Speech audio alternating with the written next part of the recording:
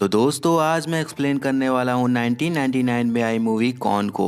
इसकी IMDb rating है 7.8 out of 10 जो कि काफी सही है। इस मूवी में एक साइको किलर के बारे में बताया गया है जो कि लोगों के घर में घुसकर खून करता है। अब ये किलर कौन होता है ये आपको मूवी के एंड में ही पता चलेगा। मूवी में किसी का भी नाम नहीं बताया गया है तो मैं उनको रियल नेम से ही बुलाऊंगा। लेकिन उससे पहले अगर आप हमारे चैनल पर नए हैं तो नीचे लाल कलर से लिखे सब्सक्राइब को दबाकर ग्रे कर दें। इससे आप हमारे चैनल से जुड़ जाएंगे और आने वाली वीडियोस को देख पाएंगे।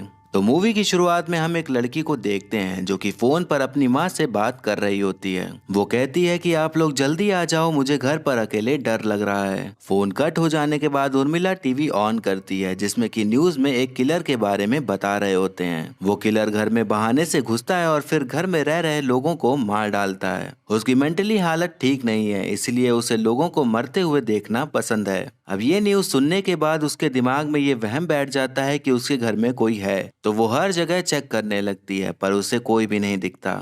फिर वो आराम से अपने चेयर पे बैठ जाती है। अब फिर से उसे लगता है कि उसके आसपास कोई है तो वो बाहर जाती है चेक करने के लिए। तब वहाँ उसे नीचे खूब सारे लोग दिखाई देते हैं जो कि उसकी तरफ घूर रहे थे, लेकिन तभी अचानक से वो सब लोग गायब हो जाते हैं। अब वो दरवाजे पर चेक करने जाती है कि कोई बाहर तो नहीं, तब उसे वहाँ पर कोई नहीं दिखता। लेकिन तभी दरवाजा तोड़कर दो हाथ उसे पकड़ लेते हैं। तभी उर्मिला की नींद खुल जाती है और हमें पता चलता है कि वो सब एक सपना था। अब वो अपनी बिल्ली को लेकर किचन में चली जाती है कुछ खाने का बनाने के लिए। तभी घर की घंटी बजती है। वो डरते हुए गेट के पास जाकर देखती है तो वहाँ एक आदमी खड़ा होता है। वो पूछता है कि क्या ये मल्होत्रा साहब का घर है। उर्मिला कहती है कि नहीं, ये गुप्ता का घर है और यहाँ कोई भी मल्होत्रा नहीं रहता। बट मनोज बार बार यही कह रहा होता है कि ये मल्होत्रा का ही घर है। बट उर्मिला उसे मना करके वहाँ से जाने को कह देती है और वापस किचन में आ जाती है। लेकिन एक बार फिर से घंटी बजती है तो बाहर मनोज ही होता है। अब वो कहता है कि उसे एक अर्जेंट फोन करना है पर उर्मिला कहती है कि मेरे घर का फोन डेड है। लेकिन मनोज उसे कोई और फोन के बारे में पूछकर परेशान कर रहा होता है तो उर्मिला गुस्सा होकर उसे भगा देती है और वापस किचन में आ जाती है। लेकिन फिर से घंटी बजती है और देखने पर वही मनोज होता है। अब वो कहता है कि मेरी गाड़ी खराब हो गई है तो क्या मैं अंदर आ सकता हूँ, बारिश होने के बाद मैं चला जाऊंगा।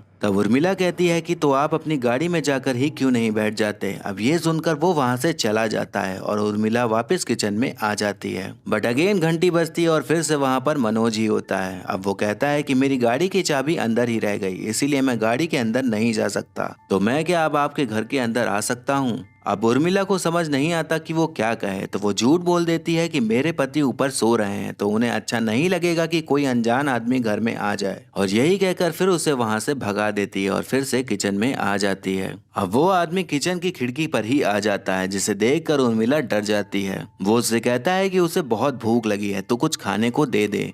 तो उर्मिला उसे सैंडविच खाने को दे देती है और खिड़कियां बंद कर देती है। उर्मिला अब टीवी देखने बैठ जाती है। तभी फिर से घंटी बजती है और वहाँ मनोज ही होता है। अब वो कहता है कि आपने सैंडविच बहुत अच्छा बनाया है, मजा ही आ गया। इतना कहकर वो वहाँ से चला जाता है और उर्मिला फिर से टीवी देखने लग जाती है। अब मनोज फिर से खिड़की के बगल में आ जाता है और पर्दे खोलने को कहता है ताकि वो भी टीवी देख सके।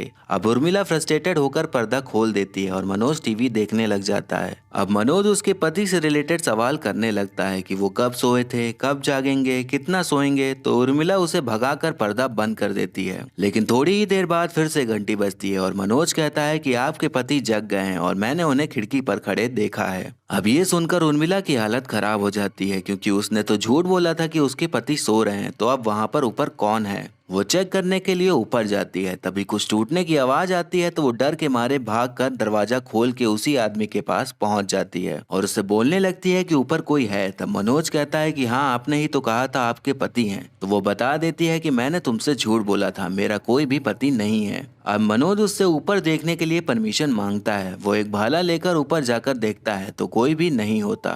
तब उर्मिला काफी घबरा जाती है और उससे कहती है कि मुझे सुबह से ही ऐसा लग रहा है कि घर में कोई है। अब मनोज कहता है कि वो कांच टूटने की आवाज मेरी वजह से ही आई थी, मैंने ही पत्थर फेंका था ताकि आपके पति जग जाएं। लेकिन अब आप इतना घबरा गई हैं, मेरा कोई भी इरादा आपको परेशान करने का नहीं है। मुझे तो पता ही था कि आप झूठ बोल रही हैं कि आपका पति है, लेकिन आपका कोई भी पति नहीं है। अब वो घर में आराम से सोफे पर बैठ जाता है और एक कप कॉफी की डिमांड करता है। उर्मिला डरते हुए उसे कॉफी बनाकर देती है। तभी न्यूज में फिर से उस किलर की खबर आती है तो मनोज उर्मिला से कहता है कि आपको क्या लगता है मैं वही खून खूनी हूँ, आप मुझे गलत समझ रही हैं। अब उर्मिला उसे घर से जाने को कहती है। तब मनोज वही भाला उठा लेता है तो उर्मिला देखकर भागती है। मनोज उससे कहता है कि ये आप अपने पास रखिए, मैं यहाँ बस बारिश रुकने तक ही रुका हुआ हूँ, बारिश बंद होते ही मैं यहाँ से चला जाऊंगा। अब वो दोनों फिर बातें करने लगते हैं और माहौल थोड़ा नॉर्मल हो जाता है। लेकिन तभी मनोज के पास बिल्ली आ जाती है तो वो कहता है कि मुझे बिल्लियों से नफरत है।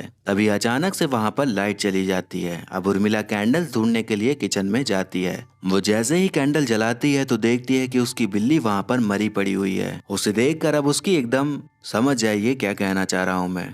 वो मनोज से भागकर छुपने लगती है और मनोज उसे ढूंढने लगता है। उर्मिला उसे देखकर उसके सर पर बड़ा सा गमला फेंक कर मारती है और वहां से भागने लग जाती है। वो गेट खोलकर बाहर भागती है तभी वहां एक आदमी पहले से ही खड़ा होता है। वो उसके पीछे छुपकर उससे कहने लगती है कि ये आदमी खूनी है। अब वो आदमी सीधा गन ही उसके ऊपर तान देता है। उर्मिला अब उसे बताने लगती है कि यही वो किलर है जो लोगों को मारता है। तब मनोज कहता है कि हो सकता है कि लड़की ही किलर हो, उसी ने बिल्ली को मारा हो। तब वो उस आदमी के ऊपर भी सवाल उठाता है कि तुम घर के बाहर क्या कर रहे थे, पुलिस को तो किसी ने बुलाया भी नहीं, तो तुम कौन हो। वो बताता है कि वो एक पुलिस वाला है और घर के बाहर एक गाड़ी बीच रोड पर खड़ी थी तो वही पूछने के लिए चला आया, पर आपने पहले ही दरवाजा खोल दिया। अब मनोज कहता है कि ये साफ साफ झूठ बोल रहा है। तभी उन दोनों में हाथापाई शुरू हो जाती है। वो दोनों लड़ ही रहे होते हैं तभी गन उर्मिला के पास आ जाती है। अब वो दोनों को गन पॉइंट पर ले लेती है। अब मनोज उर्मिला से कहता है कि आप खुद ही पुलिस को कॉल कर दीजिए ताकि वो आकर सब क्लियर कर सके। उर्मिला अपनी माँ को कॉल करके पुलिस को कॉल करने को बोल देती है। वो दोनों आपस में बहस कर रहे होते हैं तो उनको चुप कराने के लिए उर्मिला हवा में गोली चला देती है। अब सुशांत कहता है कि हम पुलिस के आने का वेट कर रहे हैं, तब तक कॉफी ही पी लेते हैं। अब वो तीनों किचन में जाते हैं और सुशांत कॉफी बनाने लग जाता है। तभी मनोज मौका देखकर उर्मिला से गन छीन लेता है और सुशांत को गन पॉइंट में ले लेता है। मनोज उससे पूछता है कि वो कौन से स्टेशन में इंचार्ज है तो उर्मिला वहाँ पर कॉल करके पूछती है तो वहाँ कोई भी उसके नाम का पुलिस वाला नहीं होता। तभी मौका देखकर सुशांत उससे गन छीन लेता है। अब वो बताता है कि वो पुलिस वाला नहीं, एक चोर है, वो बस चोरी करने आया था और उसे किलर का कुछ भी नहीं पता है। वो उर्मिला से रस्सी लाने को कहता है ताकि वो मनोज को बांधकर चला जाए और उर्मिला रस्सी लाने चली जाती है। सुशांत मनोज को गन पॉइंट में लेकर बैठा होता है। तभी मनोज को वो भाला मिल जाता है और वो सुशांत को मार डालता है। उर्मिला ये देख लेती है और वो वहां से भाग जाती है। अब मनोज सोचता है कि वो पुलिस को बुलाएगा तो सब क्लियर हो जाएगा। वो फोन मिलाने लग जाता है। तब वो देखता है कि फोन की लाइन कटी होती है। अब उसको ऐसा लगता है कि घर में कोई चौथा आदमी भी है। वो उर्मिला को ढूंढने के लिए निकल जाता है, उसे बचाने के लिए। उसे उर्मिला मिल जाती है लेकिन तभी घर की घंटी बजती है।